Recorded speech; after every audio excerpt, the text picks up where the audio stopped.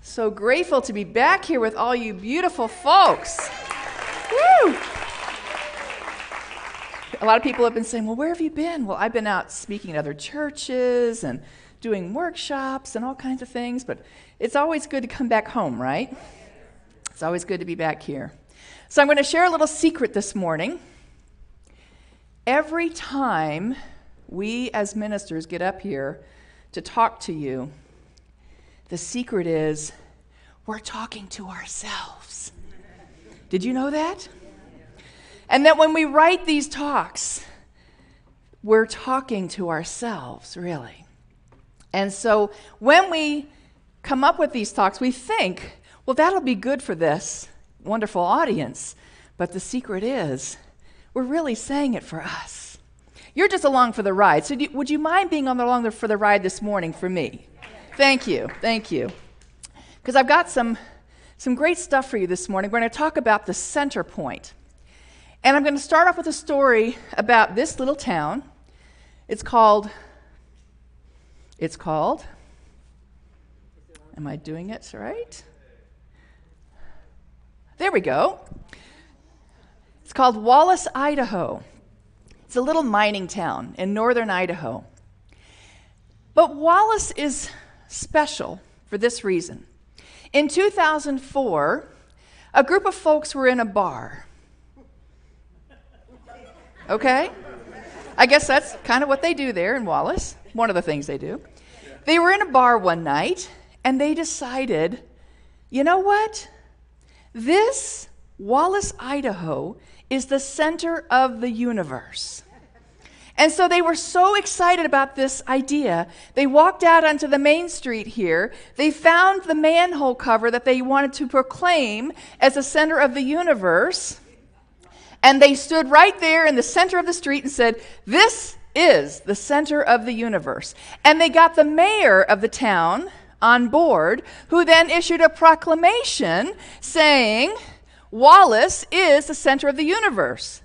And every year, they put up signs so that you can find out where this manhole cover is. They had a special manhole cover made that the center of the universe, but then you see the north, east, south, and west. Those other initials are for 4 of the major mines there in Idaho that a lot of the people work at. And so, since 2004, every September, the mayor stands and issues this proclamation about how Wallace, Idaho is the center of the universe. Bands come out, they have a parade. It's a big deal. And now they used, how they got this was they had this ancient Greek philosophy called probabilism, which says, if you can't prove something isn't, it is. Great logic, right? Because people were like, well, how come you get to be the center of the universe? If you can't prove it isn't, then it is. And so now, they've become known for this. And people show up at the manhole cover to take selfies because, after all, who wouldn't want to have a picture of yourself at the center of the universe, right? So I love this story because we get to know that, guess what? We are the center of the universe. Yes, they've got it right. They've got it right. Now, maybe they are thinking different reasons, but we know that we are the center of our universe and that we actually establish that fact each and every day that we are living and breathing. We are showing up as God, as us, as the center of our universe, commingling with all the other universes out there of which other people are centers. Have I blown your mind enough yet? Because this is a finite mind. The human mind sometimes doesn't wrap itself around these big ideas. But the center of the universe is something that we get to establish every moment of every day. So it got me thinking, if this is the center of the universe, let me share Voltaire's thoughts about this. God is a circle whose center is everywhere and circumference nowhere. Isn't that great? God is everywhere, but you can't put your arms around it. There is no circumference. And yet the center of God is everywhere, including Wallace, Idaho, including you. Thomas Troward said it a little differently. He said, "My mind is a center of divine operation. The divine operation is always for expansion and fuller expression, and this means the production of something beyond what has gone before, something entirely new, not included in past experience, though proceeding out of it by an orderly sequence of growth." He goes on to say, "Therefore, since the divine cannot change its inherent nature, it must operate in the same manner as me.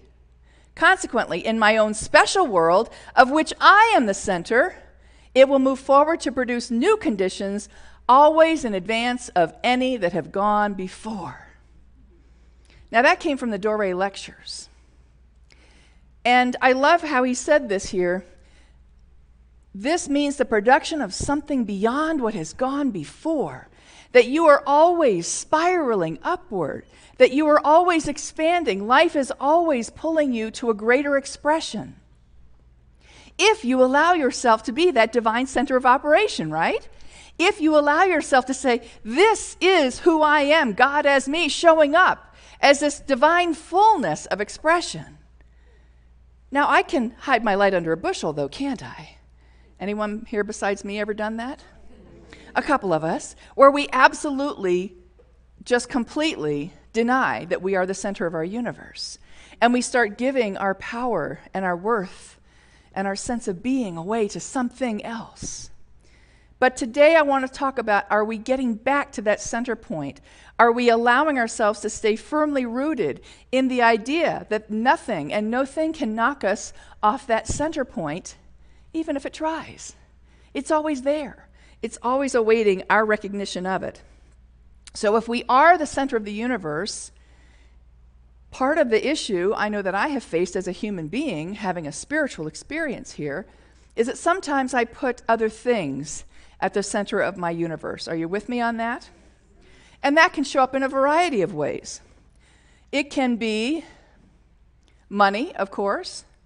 It can be success, our job. It can be our physical body. It can be an addiction, maybe. Cigarettes, whatever. It can be us numbing ourselves out in front of the television, becoming our center of the universe. And when we are in that place, we are totally abdicating our power to something else. So this is the reference that I want us to have. When we are in that place of stillness and our center point, nothing outside of us has power. It's only that internal power. 2 weeks ago, Lissa Rowe was on this stage, gave a fantastic talk. If you did not get a chance to see it, I invite you to watch it on our website. And she, from a very deep, profound place, talked about finding her center point. And what she said was this: in order to master this thing called dying, we have to master this thing called living. Isn't that great? And part of mastery is recognizing and staying tuned into that center point at all times. And she has found this to be so deep in her own experience. And she actually added, she said, what I've learned is I am not this body. I am not what I do. Now, if you get to the end of your life and you have those recognitions, you've done a lot of work, haven't you? Because the world is completely opposite of that. The world gives you great pause to think about all the external that you can add to your life. When we hear from a master like Lissa who says, it's not that at all. It's actually the center, that divine nature of who I am that I can never deny. I can never move away from. I can always cover it up. I can deny it's even there, but it's always, always the center of who I am. I want to share a wonderful story about back in the olden days, way back. There was a young man who went to the wisest man in his village because he was feeling very down, very frustrated. And he went to the older man who was in the middle of doing some work, and he said, I really need your help. Can you help me? I'm so frustrated. People are telling me I'm not worth anything, and I just feel like I have no value in this world. And the old man said, I'm in the middle of something. I can't really talk to you right now. And then he stopped and he said, but if you could help me, I can then talk to you after that. And the young man said, okay, but he was a little bitter because he was like, see, even this older man won't even talk to me. I've got to wait for him. So the old man then takes a ring off of his finger, and it's a small ring but has a beautiful gem on it. And he gives it to the young man and he says, I want you to take this into the village. And I want you to find, I have to sell it to pay off a debt. I want you to find someone who'll buy it, but please don't sell it for anything less than at least a gold coin, because that's what I need. So the young man gets on his horse, rides into the village, and he starts showing the ring, which all the merchants are like, oh, that's a beautiful ring. And as soon as the young man says, well, I need at least a gold coin, they're like, oh, it's not worth that. He's getting really discouraged because they're saying, well, I'll give you a silver coin, I'll give you a bronze coin, but no one is saying, hey, this is really worth a gold coin. So he sees over 100 people in that marketplace, and no one is willing to offer him anything more than that. He's very discouraged. He gets on his horse, he rides back. He tells the old man, look, all I could get was a silver coin or a bronze coin. I know you said don't sell it unless it's, at least a gold coin. I know it's worth more than that. And the old man said, you're right. You're right. We've been going about this the wrong way. You need to go see an expert in what is valued. Go to the jeweler in the village and ask the jeweler, what is this ring worth? So the young man gets on the horse again, rides into town, goes to see the jeweler, and the jeweler looks at the ring, and he's examining it, and he weighs it, and he says to the young man, look, go back and tell your master that I can't buy this today, except for I can only pay 58 gold coins today. But if you're willing to wait, I can give him 70 gold coins. So the young man's like, oh my gosh, this is fantastic. He rides back and he sees the old man and he says, you're not going to believe it, but he's willing to offer you 58 gold coins today, but if you're willing to wait, it's 70 gold coins. And he says, I can't believe it. He really, is giving you so much more value for it. And the older man said, I want you to understand that you have just learned a valuable lesson. You are precious and unique, and only you can determine what your value is. An expert is what gave this value. Why are you getting your value from places that you have no business? From places that don't value who you are? And the young man got it. And he goes, I get that. And I love that story because how many times have I gone to someone else thinking, can you tell me what I'm worth? Can you tell me what I'm worth? Am I the only one that's ever done that? A couple of us have. And when we get to that place, we start believing in what's coming back to us, right? And yet that center point within us is always telling us you're a center of divine operation. You have so much value beyond the cattle on 1,000 hills if you just recognize who you are. That's a valuable lesson, I think, we have to learn over and over again, isn't it? Because too many times we take our value to be how much we make, how much is on our bank account, whether or not the relationship worked out. Guilty of that one. And we internalize, well, that must mean I'm not worth it. Guess what? That has nothing to do with your value. That has nothing to do with your worth. The center point within you always knows the truth of who you are. So I have some breaking news also. Some breaking news. This little critter called the dung beetle, scientists have discovered that there's a species of dung beetle, which I did not know. I've heard of a dung beetle, but I found out a whole lot more about the dung beetle, that they're on every continent except Antarctica. But this variety of dung beetle is called Scarabaeus satyrus. And what they found was, these scientists found that Scarabaeus satyrus is the only non-vertebrate animal that can navigate and orient itself using the Milky Way. Yes. Yes. Breaking news. Breaking news. So, this dung beetle, see, dung beetles, you know what they're looking for. They're looking for the cow patties and the, we go, ooh, cow patties. They're like, dinner. And so the dung beetle goes to this cow patty and starts rolling a portion of it. They actually can roll hundreds of times their weight. And they roll it up into a ball, and then they take it, and then they excavate a hole. They put this ball down the hole. Then they lay their eggs in the ball of dung. And then when the eggs hatch, they've got food. And then they grow up, and then they come out as dung beetles. And so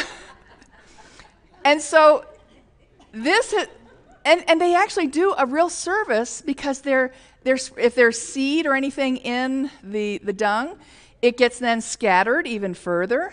So dung beetles are really fabulous companions to the farmland out there. So this dung beetle, though, they found that they can actually navigate by the Milky Way. And how they figured that out, I found this out through one of my favorite writers, Martha Beck. And she talks about how scientists took these dung beetles and they took them into a planetarium. And then they did different kinds of starry nights. So they had a starry sky visible, and they watched to see how they rolled their balls of dung around. And they tracked it. And then they did an occluded sky with, partially cloudy. And you can see they didn't know where they were going. They were just kind of rolling their poo around, their ball of poo around, and weren't really getting anywhere. So now that's pretty smart, isn't it? That these dung beetles are tuned into the Milky Way. Do you think that if the dung beetle has a way to tune into the incredible universe, don't you think that would be within us too? It's an incredible thing. And so she says, dung beetles who can see the stars roll their poo balls in fairly straight lines. Those that aren't wander around haphazardly. And she says, I basically spend rolling around my poo ball called life. And she said, sometimes when I'm not tuned into my Milky Way, my Centerpoint, I kind of roll around haphazardly. Can you relate? Yes. And I know I've rolled my poo ball around very haphazardly throughout life, looking for a place to put the poo ball. But the dung beetle has got it figured out. Tune into the Milky Way. Tune into the center point within you. Martha goes on to say, when I'm moving in random patterns, not getting anywhere or accomplishing anything, I have to stop pushing my ball of poo. Once I've stopped pushing, I have to go back. I have to go to the planetarium, and the door to the planetarium is stillness. Yes, stillness. I told you I needed to hear this today. It's stillness. In stillness, we humans can do all kinds of magic our dung beetle selves can't even comprehend. Isn't that great? Once I get still, I can feel for the action that right here, right now for me, will turn on the stars. Turning on the stars in us is just tuning into that place. That can be through treatment. It can be through meditation. It can be a hug, right? It can be putting ourselves into that place that knows who we are. That's why we come here every Sunday, right? We get to remember who we are. Even if the rest of the world is telling us something differently, I know that you're going to tell me who I am when I come here on Sundays. And that I know, being with my tribe, exactly what I can do, how I can step into my power, how I can lead with grace and with intention. That's where I want to be. That's why I come here. That's why I connect with my tribe into my center point every week. Every week. See, we talk about Asheville. When I first moved here, I actually had to get my airbags fixed in my Toyota. You know, they have the mandatory recall, you know, on the airbags. And so they drove me back to my house while they were working on it, and then they came and picked me up to come back and pick it up. And the driver on the way back started talking to me, and he said, well, how long have you lived here? And I said, just a couple months. And he said, well, you know, we're like the Sedona of the South. And I said, really? Because he had, you know, I just told him I'd moved from Arizona. And he goes, there's vortexes here. And he starts telling me all about how Asheville has these vortexes, which I was really amazed that the Toyota driver was telling me all this stuff. So as I'm listening to him, I'm realizing, you know what? I am the vortex. No matter where I go, I am my own vortex, right? Are you with me on this? And that I create the vortex each and every time I choose to by simply stepping into that place of deep knowing that nothing else out there has any power over me. I get to be the one that makes that decision. There is no place where you can stand idly by while someone stands at the center. Guess what? You have to be the center all the time. Now, we can deny that, we can defer that, but we're always going to be the center. You can give away your power to someone else, but you're always the center. You can do all kinds of things that say you are not it, but you will always be it. So when I look at the center point, I realize I don't want to give away my peace of mind, my power. I don't want to give any of that away. I get to choose to step into that place again and again. I'm the focus of the universe that makes everything possible. So the time is now, folks. The time is now for us to stand in our power and to claim that center point within us. One of my favorite quotes, oh, there's the dung beetle again. He actually stands on his head. He's on his head there. And he's rolling with his back legs. I couldn't stand on my head no matter what, even if there was a poo ball behind me. I couldn't do it. Lots of props to the dung beetle. But one of my favorite quotes here is this. I say it every week. Lorne Michaels from Saturday Night Live. We don't go on because we're ready. We go on because it's 11:30. The center point is now. It's not, well, I'll get to that someday. Maybe I'll start a meditation practice. No, it's now. This is the time that you get to say to yourself, I'm knowing my power right now, that I am a center of divine operation, and that everything is within my grasp, within my reach, and I am moving to a place of newness at all times. I'm expanding, I'm growing. So you, just like Lorne Michaels says, it's now. It's 11:30, guys. Step into it. Step into it. Ernest Holmes said this, there is one infinite mind from which all things come. Talk, live, act, believe, and know that you are a center in this one. He always says it perfectly, doesn't he? Let's not be like a dung beetle on a cloudy night. Let's stop rolling our poo balls around haphazardly. So I'm going to end with a story. I'm going to end with a story about another minister. He's a New Thought minister in Yorba Linda, California. His name is Robert McDonald. He was called to the hospital because one of his congregants had had a stroke. She was unconscious. And so he sat at her bedside, and he leaned into her. He got close to her ear, and he spoke directly into her ear. And he said, I'm telling you that I'm talking to your subconscious right now. He says, your body knows how to heal itself. He said, you have healed bruises, scars, cuts, broken bones. Your body knows how to heal itself. And your body knows how to heal this stroke condition. Now, he's talking right into her ear. And at that moment, her eyes opened. He started talking with her, and he was working with her, and then she went right back into a coma. She stayed in a coma for 3 days. 3 is a number of finality, completion. At the end of the 3rd day, she woke up as if nothing had happened. They could not find any evidence that she'd had a stroke. Now, this man knew his power, did he not? And he spoke that power to this woman who knew her power. At some level, she knew her power. And in that moment, people were, the whole medical staff was like, this is a miraculous healing.